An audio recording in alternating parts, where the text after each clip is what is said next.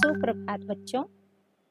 आज हम लोग अपनी वसंत पुस्तक वसंत भाग एक का पार्ट 4 जो है चांद से थोड़ी सी गप्पें, ये कविता हम लोग पढ़ेंगे, जिसको लिखा है श्री शमशेर बहादुर सिंह जी ने। ठीक है, तो कविता का अर्थ तो आपको पता ही होगा, बहुत छोटी सी कविता है ना। और ये एक इसकी नादानी, मतलब छोटा सा बच्चा है, लड़की है, वो कैसे चांद के साथ बातें कर रही, गप्पे कर रही है ना। यही है, छोटा सा चैप्टर है, तो ये हम लोग पढ़ेंगे। किसी भी कविता का अर्थ लिखने से पहले उसका प्रसंग लिखना बहुत ज़रूरी होता है। प्रसंग हमेशा हर कविता में लगभग एक सा ही होता है, बस उसके अंदर में प्रवेश कैसा है, कविता का प्रवेश क्या है, वो डिफरेंट होता है।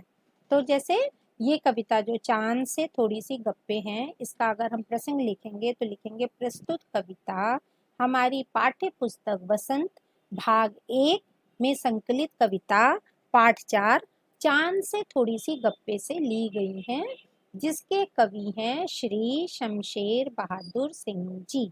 ये आपको लिखना है। इसके बाद फिर अब हम कविता में प्रवेश कर रहे हैं, मतलब कविता के अनुसार आपको उसका हम सारांश बता रहे हैं। ठीक है, तो प्रस्तुत कविता हिंदी साहित्य के प्रसिद्ध लेखक और कवि हैं श्री शमशेर बहादुर सिंह जी द्वारा लिखी गई कविता है। ठीक है, इस कविता में एक छोटी सी बच्ची है, 10-11 साल की एक छोटी सी बच्ची है, वो चांद से गप्पे लड़ा रही, मतलब बातें कर रही है।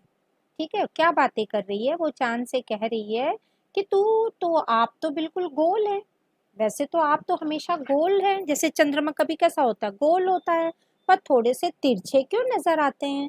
और आप में इसने इतने तारों जड़ित वाले कपड़े कैसे पहना हुआ है। तारों जड़ित मतलब जो आकाश में तारे होते हैं, वो समझ लो उसका चांद का कपड़ा है, पूरा पूरा कपड़ा उसको माना है, और केवल गोल चेहरा उनका बीच में है, और वो सारे तारों जड़ित कपड़े पहने।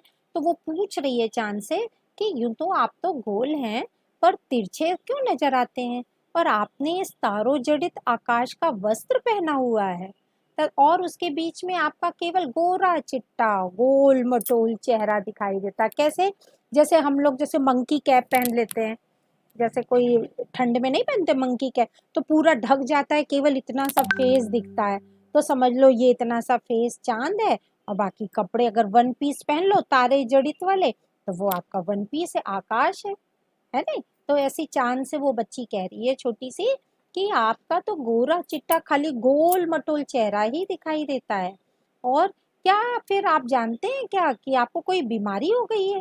चांद से पूछती है कि आपको कोई बीमारी हो गई है, कि कभी तो आप जो है कभी छोटे दिखते हैं, कभी बड़े दिखते हैं, कभी घटते हैं तो घटते ही चले जाते हैं, कभी बढ़ते हैं तो बढ़ते ही चले जाते हैं।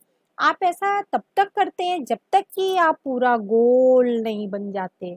चांद देखिए कभी कभी जो होता नहीं है, ये मतलब मम्मी लोगों से पूछेगा तो वो बताएंगे, जैसे अमावस्या होता है तो उसमें चांद ऐसा टेढ़ा छोटा सा, पूर्णिमा होता है तो पूरा गोल चांद, है ना। चांद के बहुत सारे, आप लोग ने ज्योग्राफी में भी शायद पढ़ा होगा, है ना, कि वो चांद का आकार जो है, कई सारे आकार होते हैं चांद के, कभी छोटा कभी गोला कभी टेढ़ा। तो वही वो कह रही है कि क्या आपको कोई बीमारी हो गई है, कि आप तो कभी घटते हैं तो घटते ही चले जाते हैं, बढ़ते हैं तो बढ़ते ही चले जाते हैं, और ऐसा तब तक करते हैं जब तक कि आप पूरे गोल नहीं हो जाते हैं। और पता है ये बीमारी आपको जो है, ये बीमारी ठीक क्यों नहीं होती है। इस तरह कवि ने चांद के प्रति एक छोटी सी बच्चों की भावनाओं को बड़ा ही रोचक और मनभावन चित्रण किया है। ठीक है, तो ये बहुत छोटी सी कविता है, केवल चांद के ऊपर है, चांद के साथ थोड़ी बातचीत है ना, चांद के आकार को लेके बातचीत है, और चांद का आकार वो मौसम के मुताबिक वो कभी छोटा होता है बड़ा होता है, और ये बच्ची को तो पता नहीं है, बच्ची तो कह रही है कि उसको तो बीमारी हो गई है, चांद को तो कभी छोटा कभी बड़ा ऐसा दिखता है चांद, है ना। तो ये कविता जब आप पढ़ेंगे आपको बहुत अच्छा लगेगा। ठीक, ओके।